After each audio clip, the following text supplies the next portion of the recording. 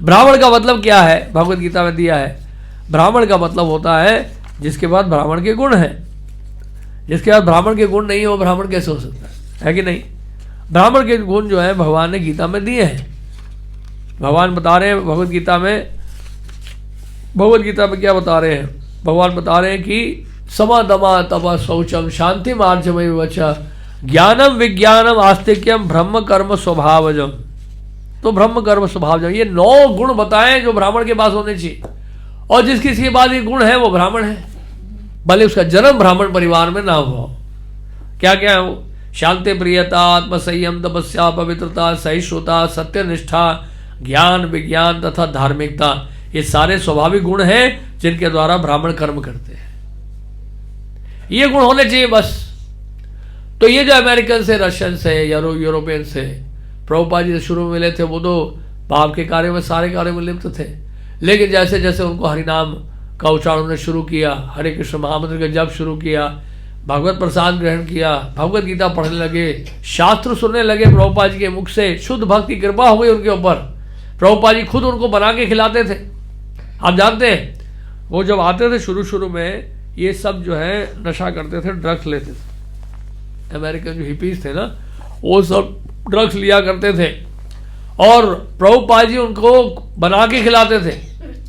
Sunday feast Prabhupada ji ने खुद शुरू किया और 10-12 आइटम खुद बना के प्रभुपाद को खिलाया करते थे।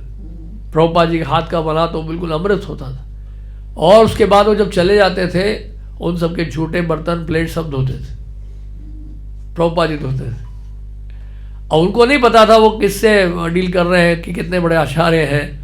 और जब वो लगभग 1 साल तक आने लगे, उन्होंने खुद आके पूछा कि स्वामी जी आपके पास हम लगभग 1 साल से आ रहे हैं, हम माला भी कर रहे हैं, अब आपके यहाँ प्रसाद भी ले रहे हैं।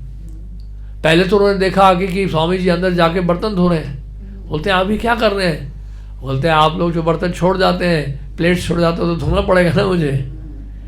तो फिर वो बोलते हैं हम भी आपकी सहायता कर सकते हैं। बोलते हैं हाँ मुझे सहायता की तो जरूरत है। तो वो लोग भी फिर शुरू किए इस तरह से वो लोग सेवा करना शुरू किए। अब वो जो है एक दिन पूछे कि स्वामी जी आपके पास 1 साल से आ रहे हैं, आप 16 माला हम लोग जब भी कर रहे हैं, हरिनाम ले रहे हैं, तो इसके लिए कोई नियम भी है क्या? प्रभुपाद ने कहा कि मैं इसी दिन का इंतजार कर रहा था कि आप मुझसे खुद पूछो। प्रभुपाद जी ने कभी इम्पोज नहीं किया, फोर्स नहीं किया कि शास्त्रों में दिया है जब तक आप सिगरेट नहीं छोड़ोगे, ड्रग्स नहीं छोड़ोगे, अंदर नहीं घुस सकते आप। इस तरह से प्रभुपाद ने नहीं किया। प्रभुपाद ने उनसे हरिनाम का उच्चारण कराया, खूब प्रसाद खिलाया और उनको सुनाया प्रवचन भगवत गीता से। उनको धीरे धीरे सेवा में लगाया, वो लोग शुद्ध होने लगे और ये जो ब्राह्मण के गुण हैं वो धीरे धीरे उनमें आने लगे। कैसे आने लगे? भगवान के पवित्र नामों का उच्चारण कर। तो पहले तो उनको हरिनाम दिया, दीक्षा। हमारे यहाँ 2 दीक्षा होती है 2 प्रकार की, पहले हरिनाम देते हैं और कुछ समय के बाद फिर गायत्री मंत्र भी दिया जाता है, लेकिन पहले हरिनाम दिया जाता है गुरु के द्वारा। तो प्रभुपाद ने कहा हाँ नियम तो है, 4 नियम है। प्रभुपाद ने कहा no intoxication, no illicit sex, no meditating, no gambling. ये 4 नियम है, इसका पालन आपको करना पड़ेगा अगर आपको शिष्य बनना है। प्रभुपाद जी ने समझौता नहीं किया। कुछ लोग ऐसा कहने लगे स्वामी जी आप आए हैं अमेरिका में, यहाँ तो फोर्क और नाइफ का जमाना है, यहाँ तो ये चलता है, यहाँ छुरी कांटा चलता है और ये सब आप ये तो संन्यास वेश में आए हैं आप, और यहाँ का आप कल्चर अपनाइए, यहाँ के वे ऑफ लिविंग को अपनाइए, तभी आप जी पाएंगे यहाँ पे, नहीं तो बड़ा मुश्किल है रहना। और तो मैं इंडिया वापस चला जाऊंगा लेकिन मैं समझौता नहीं करूंगा। प्रभुपाद ने कहा कि मैं समझौता नहीं करूंगा, प्रिंसिपल जो है उसमें समझौता नहीं करूंगा मैं। ये 4 नियम पालन करने तो करना ही है, नहीं तो I will go back to India. और फिर को कुछ सिंसियर लोग मिले, अमेरिकन बॉयज एंड गर्ल्स, करीब 20-25 ऐसे भक्त बने जो बहुत सिंसियर थे। और जो लड़का लड़की आते थे तो वहाँ तो फ्री मिक्सिंग है अमेरिका में, आपको पता ही है, यही हो गया तो वहाँ क्यों नहीं होगा। तो प्रभुपाद ने क्या किया, आप लोग ऐसे आते हो, तो प्रभुपाद ने खुद उनका विवाह भी कराया। प्रभुपाद ने कहा हालांकि मैं सन्यासी हूँ, मेरे लिए विवाह कराना ठीक नहीं है, सन्यासी जनरली विवाह में पार्टिसिपेट नहीं करते। प्रभुपाद को खुद उनका विवाह कराना पड़ा। प्रभुपाद ने कहा मुझे करना पड़ा क्योंकि नहीं तो प्रचार नहीं हो पाता। तो उन्हीं लोगों को प्रभुपाद जी ने क्या किया, शादी कराई, खुद शादी कराई उनकी अपने आप। तो प्रभुपाद इस तरह से धीरे धीरे धीरे प्रभुपाद जी ने सेटअप किया ये इस्कॉन को, बहुत मेहनत तपस्या है इसके पीछे। तो ये लोग धीरे धीरे धीरे हरि नाम का उच्चारण करके, शास्त्रों का अध्ययन करके, प्रभुपाद जी के इंस्ट्रक्शंस को फॉलो कर करके उनमें क्वालिटीज डेवलप हुई। और बाद में प्रभुपाद जी ने उनको ब्राह्मण दीक्षा भी दे दी। ब्राह्मण दीक्षा का मतलब यह है कि आप विग्रह की सेवा भी कर पाएंगे, विग्रह को छू पाएंगे, उनको भोग लगा पाएंगे, अभिषेक कर पाएंगे, श्रृंगार कर पाएंगे। उसके लिए क्या ब्राह्मण दीक्षा जरूरत पड़ता है, गायत्री मंत्र की जरूरत पड़ती है उसके लिए। हरि नाम का उच्चारण तो कोई भी कर सकता है, आप नियम नहीं भी पालन कर रहे कोई तब भी शुरू कर सकते हैं, लेकिन गायत्री मंत्र के लिए एक स्टैंडर्ड तक पहुंचना पड़ता है, क्योंकि उसमें क्या डीटीज को टच करना होता है, विग्रह को छूना होता है, तो एक सर्टेन लेवल पर लेके आते हैं। तो ये क्वालिटीज जो है बेसिकली क्या करना होता है, डेवलप करना। तो प्रभुपाद जी ने अमेरिकन को, यूरोपियंस को, रशियंस को, सबको जो है विदेशी जितने भी लोग थे उनको इस लेवल में लाकर उनको ब्राह्मण बना दिए। जब वृंदावन लेकर आए उन भक्तों को, तो वृंदावन में बहुत विरोध हुआ था। वृंदावन में कई ब्राह्मणों ने विरोध किया था कि इन्होंने मलेच्छों को, क्योंकि शास्त्रों में वहाँ के लोगों को क्या कहा गया है, मलेच्छ कहा गया है। मलेच्छ means they are gross meat eaters, तो उनको मलेच्छ कहा गया शास्त्रों में। तो ये लोग ब्राह्मण कैसे हो गए, ब्राह्मण दीक्षित। और अंग्रेजों का मंदिर आज भी कहते हैं हमारे इस्कॉन टेम्पल को वृंदावन है, उसको अंग्रेज का मंदिर कहते हैं।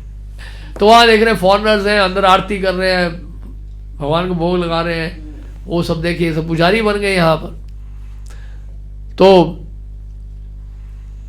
एक बार राधा दामोदर मंदिर में एक ऐसे एक भक्त गए थे, अमेरिकन शिष्य थे। तो वहाँ का पुजारी बोला, मैं राधा दामोदर से प्रार्थना करता हूँ कि अगले जन्म में आपको भी सेवा का मौका मिलेगा यहाँ पे, राधा दामोदर का। तो इन्होंने जाके प्रभुपाद जी को जाके बोला कि प्रभुपाद और पुजारी ने मुझे इस तरह से बोला कि अगले जन्म में मुझे भी मौका मिलेगा ब्राह्मण बनने का और सेवा करने का राधा दामोदर का। प्रभुपाद ने कहा आप उनको जाके बोलो कि मैं भी प्रार्थना कर रहा हूँ कि आपको भी मौका मिलेगा अगले जन्म में आप हमारे आंदोलन में भाग ले सको और प्रचार के कार्य में लग सको। तो कहने का अर्थ यह है, ये सब शास्त्र, इसलिए शास्त्र बहुत जरूरी है।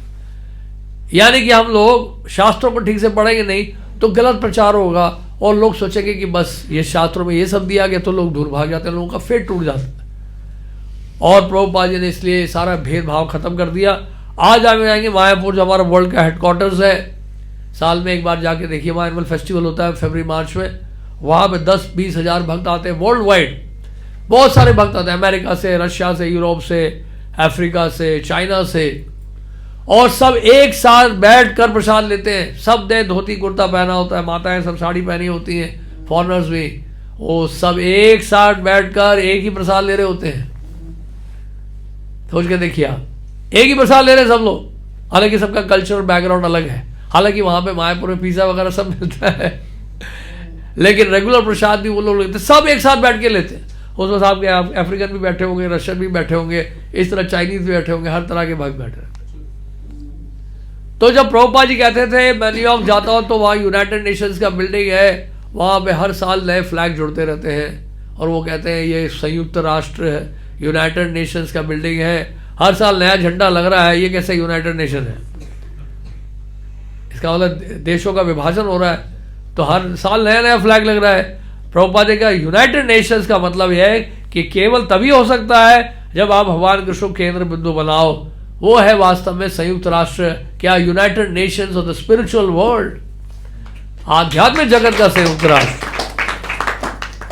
कि सब एक फ्लैग के अंदर जो है कृष्ण भावना मृत के पताके के शरण में रहकर सब एक साथ जो है भगवान की सेवा कर रहे हैं। तो ये शास्त्र इसलिए बड़े महत्वपूर्ण है, शास्त्रों को पढ़ना, शास्त्रों के आधार पर अपना जीवन बिताना, तो इससे जो है हम लोग सुख शांति को प्राप्त कर सकते हैं।